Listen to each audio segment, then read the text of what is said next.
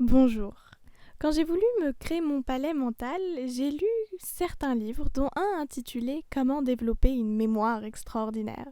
Et dans ce livre, l'auteur, octuple champion du monde de mémoire, décrit qu'il s'est acheté un appareil à EEG, électroencéphalogramme, pour mesurer l'activité électrique du cerveau. Et il explique que selon la fréquence des ondes perçues, on peut déterminer si une personne est stressée ou non.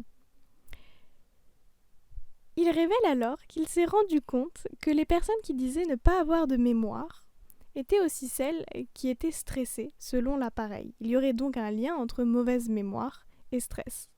Pourtant, on m'a souvent répété qu'il existait aussi un bon stress qui permettait de réussir aux examens, d'avoir de bonnes notes parce que on apprenait mieux. Bon, il y aurait donc différents effets du stress sur la mémoire. Mais alors, comment les expliquer? C'est ce que je vous propose de voir maintenant. C'est parti! Bon, et pour commencer, quoi de mieux que de définir les termes du sujet? La mémoire, c'est cette capacité à stocker, mais aussi à restituer des informations. Et pour qu'une information soit accessible à long terme, elle passe par 3 étapes. D'abord, l'encodage, au niveau de l'avant du cerveau, le cortex préfrontal et des aires sensorielles.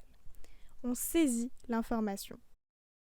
Après, on consolide l'information en la codant par l'hippocampe. Et enfin, on peut la restituer. C'est la remémoration qui vient consolider toutes ces liaisons entre neurones.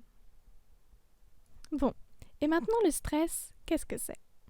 Le stress, c'est l'ensemble des réponses de l'organisme face à une menace, qu'elle soit avérée ou non. Et parmi ces réponses, on compte la production d'hormones telles que l'adrénaline ou le cortisol. On distingue ainsi 2 types de stress. Le stress dit aigu lorsqu'il est ponctuel et le stress chronique lorsqu'il est régulier ou continu. On peut alors émettre l'hypothèse que à différents effets du stress correspondent différents types de stress. Ainsi, concernant le stress aigu, à la suite d'expériences, les psychologues Yerkes et Dodson ont pu établir une loi liant par une courbe en forme de U inversée le stress aigu et la mémoire. Or, on l'a vu, le stress conduit à la production d'hormones et ces hormones du stress permettent un état d'éveil, d'augmenter notre attention à notre environnement. On saisit mieux l'information, ce qui est la première étape pour se souvenir. Avec trop peu de stress, on ne perçoit pas l'information. On ne peut donc pas s'en souvenir. Tandis qu'avec trop de stress, notre organisme fait attention à trop d'informations.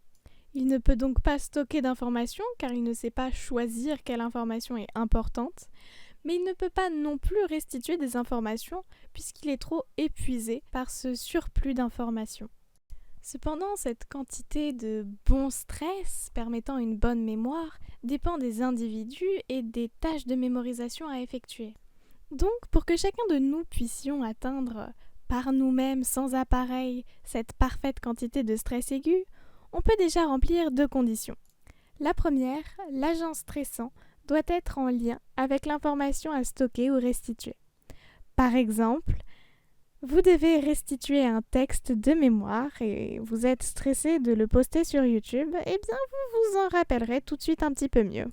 La seconde, l'information à retenir ou à restituer doit avoir lieu durant l'agent ou événement stressant. Ainsi, il sera plus facile de se rappeler d'une plaque d'immatriculation si vous êtes stressé parce que vous assistez à un délit. Bon, qu'en est-il du stress chronique maintenant? Vu que le stress entraîne une production de cortisol, le stress chronique entraîne une accumulation de cortisol. Or, selon diverses expériences, cette accumulation de cortisol s'accompagne d'une réduction du nombre de synapses, de connexions entre neurones au niveau du cortex préfrontal, mais aussi d'une réduction de l'hippocampe. Or, ces 2 zones sont essentielles dans les 2 premières étapes de la mémorisation. Ces effets sont néanmoins réversibles. L'hypothèse actuelle est donc celle de l'excitotoxicité. Je m'explique. Les neurones du cortex préfrontal et de l'hippocampe sensibles au cortisol vont s'hyperactiver suite à l'afflux de l'hormone, ce qui va provoquer une dégradation de certaines zones de ces neurones, notamment les dendrites qui sont nécessaires aux connexions. Et cela explique les effets, mais aussi la réversibilité de ces effets. Cependant, cette accumulation de cortisol a un autre effet, c'est-à-dire la réduction ou l'arrêt de la neurogénèse au niveau de l'hippocampe. La neurogénèse étant cette capacité à produire des cellules souches neuronales, des cellules qui peuvent se spécialiser en neurones. Et ce sont des chercheurs de Corée du Sud qui ont réussi à expliquer ce phénomène par l'autophagie, la destruction normalement partielle d'éléments du cytoplasme de la cellule, décidée par elle-même, mais qui ici est totale. Comment ça se passe ? Eh bien, le cortisol est lipophile, c'est-à-dire qu'il va pouvoir passer au travers de la membrane de la cellule souche neuronale et ainsi interagir avec son matériel génétique. De là va s'exprimer une protéine, SGK3, qui va déclencher l'autophagie de la cellule souche. On a ainsi pu voir que les hormones du stress et leur quantité provoquent différents effets sur la mémoire. Il est donc nécessaire d'avoir une bonne gestion du stress pour aider sa mémoire, mais ça, ce serait un autre sujet. En attendant, merci de votre écoute.